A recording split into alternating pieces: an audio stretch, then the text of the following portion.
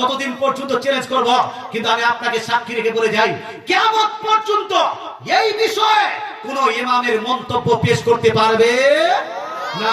যতগুলো ইমাম, সমস্ত ইমাম বলেছেন আল্লাহর দেহ নাই, আল্লাহর অঙ্গ নাই, আল্লাহর অংশ নাই, আল্লাহর শরীর নাই। আল্লাহ দেহ অঙ্গ প্রত্যঙ্গ থেকে পাক এবং পবিত্র। জোরে বলে সুবহানাল্লাহ।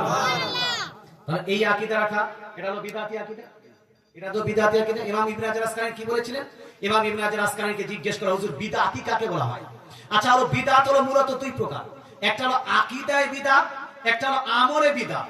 কি? একটা হলো আকীদাগত বিদআত, বিশ্বাসে বিদআত, আর একটা হলো আমলে বিদআত। বিশ্বাসে যেটা বিদআত করে এরা হলো পাক্কা বিদআতি। এরা কি? পাক্কা বিদআতি। আর আমলে যেটা বিদআত, ওই বিদআত আবার দুই ভাগে বিভক্ত। এটা হাসানা আর একটা হলো সাইয়্যিআ।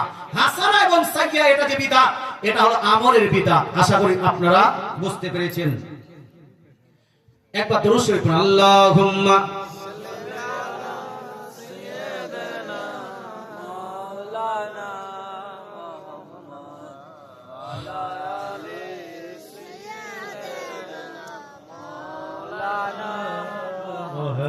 এখানে একজন প্রশ্ন করেছেন, ভারতীয় ব্যাংকিং চাকরি করা যাবে কিনা ও ব্যাংকে লেনদেন করা যাবে কি যাবে না? ভারতীয় যেহেতু লাগিয়েছেন তাই উত্তরটা দিচ্ছি। যদি আপনি বাংলাদেশি বলতেন তাহলে উত্তরটা আলাদা হতো। যদি আপনি পাকিস্তানি বলতেন তাহলে উত্তরটা আলাদা হতো।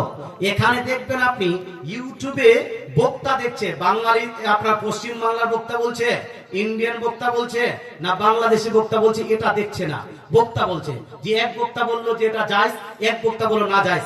আরে হিন্দুস্তানে যারা বক্তা তারা ফতোয়া আলাদা দিবে, বাংলাদেশের যারা বক্তা তারা ফতোয়া আলাদা দিবে। কারণ হিন্দুস্তান আলাদা দেশ, বাংলাদেশ আলাদা দেশ। হিন্দুস্তানের বাসিন্দা আলাদা, বাংলাদেশের বাসিন্দা আলাদা।